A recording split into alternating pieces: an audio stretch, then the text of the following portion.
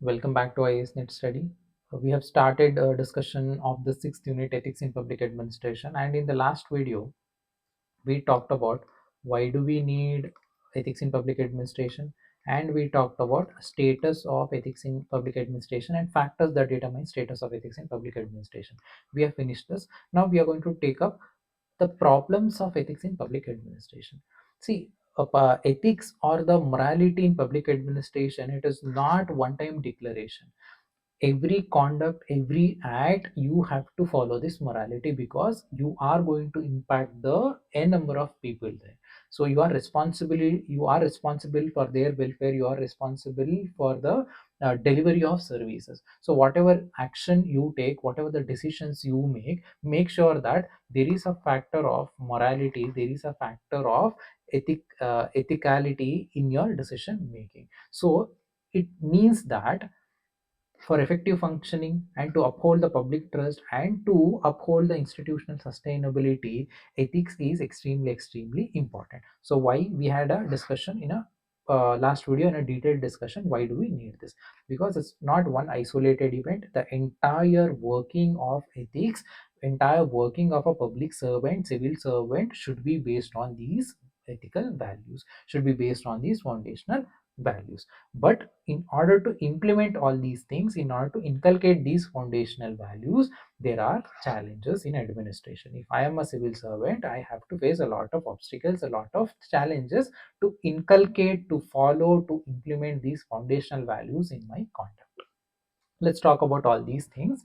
So now you have to institutionalize the ethical behavior. Now the question is, what are the problems in that, and what are the obstacles to institutionalize this ethical behavior? Now you can distinguish these problems into two broad categories. One is ethical management and second one is management of ethics. So let's start with ethical management and then we'll talk about management of ethics. So we are talking about problems. The first problem, ethical management. The second problem, management of ethics, right? So what is this ethical management? Ethical management is that there is a public administration. Now we have to recognize certain values which are required for public administration, and we have to integrate these values in the administration. So the first aspect is recognizing. I have to recognize this value, and there is a problem in recognizing. How do you decide which value we needed for public administration, which value we are going to ignore it? So recognizing itself is the first challenge here. And then once you recognize it, then you have to integrate. You have to integrate these values in your management, in your administration. So ethical management. So this is what ethical management talks about. First, there is a recognition of these values as essential dimension of public administration, and you have to integrate these ethical principles along with the organizational goals, and along with the procedures, along with the processes, and along with the behavior of the people who are working in this public institution. So this is ethical management. Usually when we think of public administration, when we think of all these ethical values, let's go back to the past and let's see how exactly this value system or ethics evolved in the administration. See, initially the public, let's talk about public administration now. Initial days, if you go to the initial, when the public administration it was discussed in the west, they talked about scientific management. Scientific management of public administration, it means that they believe that public administration should be managed through a scientific way. Scientific way, it means that it follows the rules, it follows the formula. So everything has to be satisfied, then only you are going to the next one. So there is a clear cut procedure, clear distinguishes, dichotomies are there, that you should do, you should not do this. All these things, clear cut guidance, guidelines will be there under the scientific model. And they told that they supported this idea of even administration should also be on the same lines. Scientific management of administration, this was the initial understanding. Here in this understanding, they rejected values. They said, they told that values are not required because we are handling administration on a scientific rule, scientific management basis. So what is the necessity of this value system? We don't need values. This is the initial understanding. And then Max Weber came, and Max Weber gave the theory of bureaucracy. He talked about theory of bureaucracy, and under the theory of bureaucracy he also told that the human values, ethics, all these things are not really required for bureaucracy. What is bureaucracy? Policy is formulated by this is theory of bureaucracy, my Max Weber. See, political leadership, they go for policy formulation. And what is the who is going to implement this? Civil servants or public servants, they are going to implement the policies. Policy formulated by MPs and MLAs, policies are implemented by civil servants or the public servants. Now the administration is restricted only to the implementation. Now I am just doing what I have been told by my political leadership. Now I don't have to apply my subjectivity. I have to follow whatever they have told. See, if I start applying my subjectivity here, that is going to impact the administration, and efficiency of administration is going to be down. So these values, ethics, human relations, all going to eventually lead to the lower efficiency. Again, Weber also rejected these concept of human values, concept of human relationships in the public administration. Then later on, there is a theory, and further philosophers, they gave their inputs with respect to public administration. And there was one theory, human relation theory, and there under the human relation theory, they conducted some of the experiments, and in the conclusion they come to know that these human values or the ethics, morality, interpersonal relationships, all these things matter a lot for an administration. They are very important for the efficient management. Through the experiments, they got to know that results are positive when there are values in the administration. Results are positive, efficiency is going to increase when there is a good interpersonal relationship. So the new dimension of values, it has emerged in public administration with human relation theory. So initially they've rejected that we don't need these ethical values, all these things. And theory of bureaucracy also rejected this. They in turn, they told that these values make administration inefficient.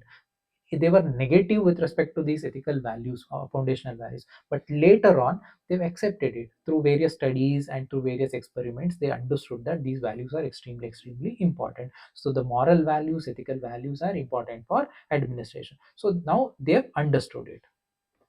See what happens if there is no ethical values in administration. Take an example of Holocaust. Hitler gave the orders, and his public servants at that point of time, they just followed it, even though they knew that these are unethical, these are inhuman. They still followed all these orders given by leadership, political leadership.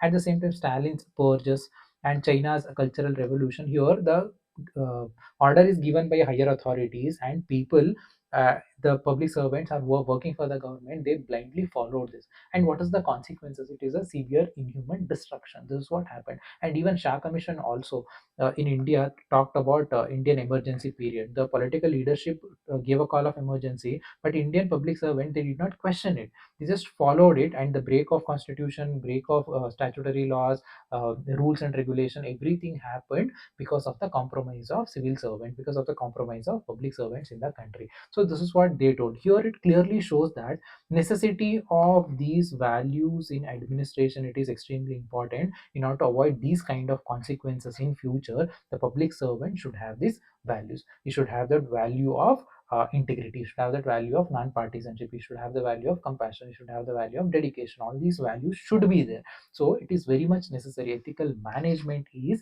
mandatory to have a, to eliminate or to get rid of these kind of negative influences, or to get rid of over manipulation by the political leadership. So ethical management, it is very much important here. See, these kind of obeying or completely surrendering to the political leadership because of the no value system, it demonstrates that rationality is that I am just following whatever my political leadership they are telling. So this is procedure rationalities. I'm not implementing any, I'm not involving any my subjectivity. I'm blindly following it, whatever the orders given by the government, I am just implementing it. See, this is the procedure rationality. See, this procedure rationality, it is insufficient. Along with that, we need to have moral reasoning also. So procedural rationality and moral reasoning.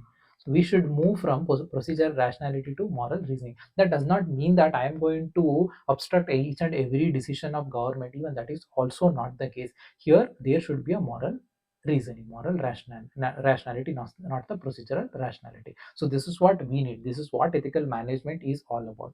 So moral reasoning is equally necessary. Hence, deciding what is ethical values should guide administration itself, becoming the major challenge. So now deciding what are ethical values that should guide administration, that has become a challenge now. See, in India, there is a growing demand move beyond traditional bureaucratic values.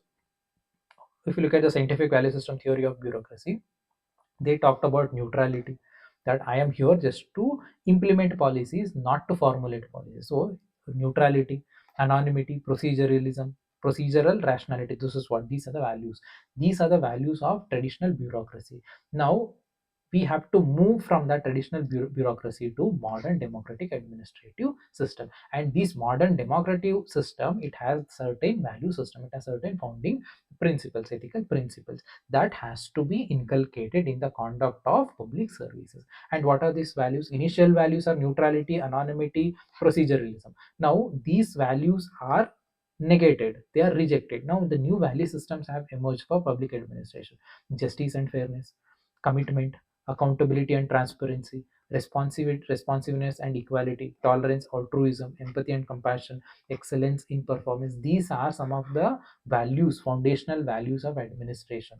Previously, we were sticking on to the neutrality, anonymity, procedural rationality. Now it has been changed. In the modern democratic world, in the modern new administrative values have emerged. And these are the new administrative values we needed. And these values make sure that administration is ethical. So there is an ethical administration, there is an ethical management. So this, now we know that all these values are there. These values are required for public administration.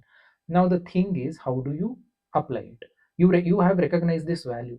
Now the question is that integrating these values into administration. How do you integrate? So this is the first problem, ethical management. You recognize this. Now how do you integrate? This is the first problem. And the second problem is that management of ethics. So here, if you inculcate all these values in the conduct, then it ensure that you are serving the social justice. Me being a civil servant, if I'm inculcating all these things in my administration, I'm going to uphold the human dignity, I'm going to serve the social justice. So this is ethical management. But is it easy in the administration in our country? Is it easy? Can I apply all these things? Is there a code of conduct to apply all these things? It is not. It is still a challenge in our country, even though I've recognized it. But integrating it is still a question mark. So this is first problem, ethical management. And what is the second problem? Second problem is management of ethics. See, first I recognize the value of ethics, and now I have to integrate. So now there is a problem in integrating. So now the next step is that in order to integrate, I need some tools, I need certain techniques. And this management of ethics talks about all these things. Management of ethics is nothing but tools and mechanisms to, here it is, tools and mechanism to integrate these ethics and values into the administration, into the organization, among the employees and the citizen. So management of ethics is nothing but the tools, techniques, mechanisms, policy, norms, all these things to inculcate these recognized values into the administration. So it involves ethical codes, it involves norms, it involves policies to guide behavior and the ensure compliance with moral standards. And some of the example, code of conduct, code of ethics for civil servants, all these things can be considered as some of the tools and techniques, some of the mechanisms to inculcate, to integrate these values into the administration. See, merely recognizing important values is insufficient. In the ethical management, we have recognized it. Now just recognizing is not important, you have to inculcate it, you have to integrate these values. And the real challenge lies in institutionalizing them with administrative system. Now there are tools and techniques, but still uh, there is a problem of integrating these things into the system, because a, a lot of resistance is there from the administration itself, or we might not be having the proper infrastructure. See, how do you, we talking about the value of integrity, we are talking about the value of honesty, we are talking about the value of compassion. Now the question is, you want to inculcate, you want to integrate it. Now how do you test it? Okay, you have integrated it, there are tools and techniques, you integrated through the ethical code norms. Now how do you test it?